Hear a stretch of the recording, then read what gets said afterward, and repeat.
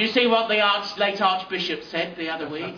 In the News of the World, I'm sure a journal that he scans every Sunday, former Archbishop Carey said that the views of everyone in this room were irremediably evil. Irredeemably evil, he said. Evil.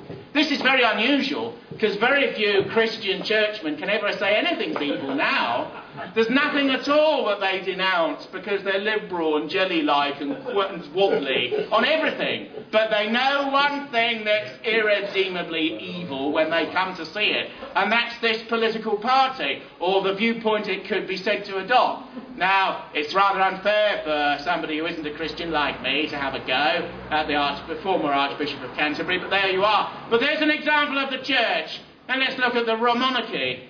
It was said the other week that the Queen was outraged, so allegedly, about the chairman of this party appearing on Question Time. And we must redouble our efforts, she said, but of course no one knows what her real views are. These are spokesmen who are speaking on her behalf, to combat racism in every area.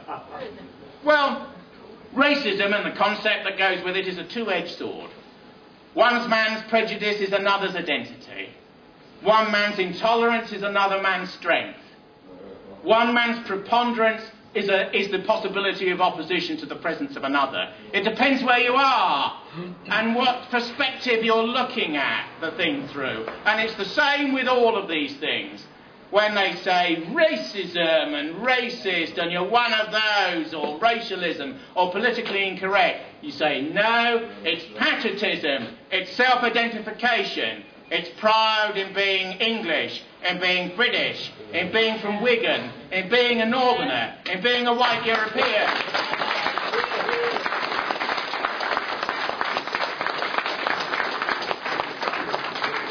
And when they say sexism and all these others, it's just the belief that gender is biological and that men and women have traditional roles in society, that when you attempt to destroy and deconstruct them and disable the family unit, you remove one of the great factors that people have to protect them. Life is a harsh thing. For many people outside a certain warmth and comfort zone of their family, friends and immediate familiars, life is often as tough as the street out there. People need families as the ultimate social resource out of which a national society can be built. The left's opposition to the family as an idea and as to heterosexuality as a biological institution is not some silly theory that they've worked up. It's a definite attempt to break things down and to deconstruct them before you build them in another way.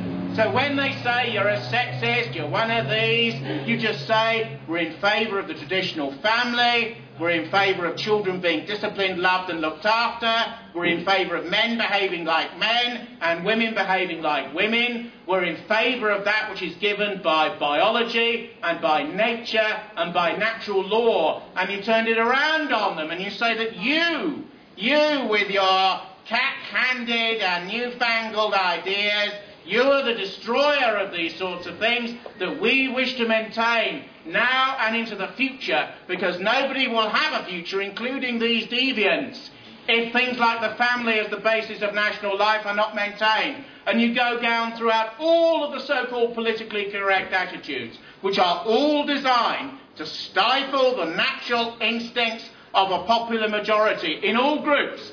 Ultimately, these ideas are the enemies of all peoples. But the people that we're concerned with is our own. Because we believe that charity begins at home, not in the third world. When Cameron says,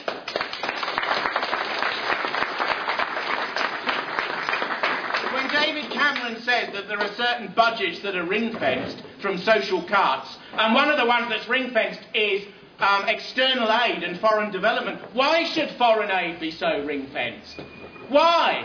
Charity begins at home, unless there's a reason to spend the money for espionage and other reasons that is directly in our national interest. All of that aid budget should be abolished and should be spent on things here, or should be used to plug the deficit here. It should be not squandered on the third world. They talk about cuts, but I could think of quite a few cuts, and I begin with the House of Commons. I begin with many of the inmates in our prisons. we could think of very creative ways to lessen the prison population and therefore to improve the deficit by cutting public expenditure, by removing from those establishments a few of the worst reprobates who ought to be so removed.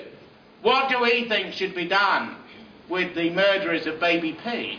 Hang him. Yes, we should hang them until they are dead, and we should let the masses see it, and we should televise it and put it on before question time.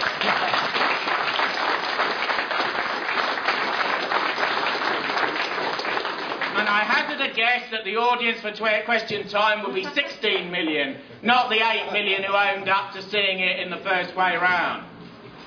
And the interesting thing is that the vast majority of the population would actually agree with these points of view if they were allowed to hear them, if they could actually see them being discussed. Many of them think in their dotage that Liberals and Labour and Tories stand for these sorts of things, that they stand for the popular wishes of the majority, that they stand for the indigenous. Do you remember in question time there were certain people who said that England didn't exist, that the English identity didn't exist, that the British identity was a figment, that we're all a quote-unquote mongrelized group, that we have no prior or actual identity. Even the BBC gets a bit twitchy when this comes up, because even they remember the old BBC, the old Reithian model, that you've got to try and educate people a bit, that we do have a world-famous culture, that there are 16 million books in the British Library on the Euston Road in the middle of London, and 90% of them are written by white European males who happen to be dead. Even the BBC has a twinge when people say that there's no such thing as England, and no such thing as Britain, and no such thing as our culture. Well, they are wrong. And they are wrong in a totalitarian way. And with every breath that we possess from now until the end of our lives, we will refute them. Because England exists, and Britain exists.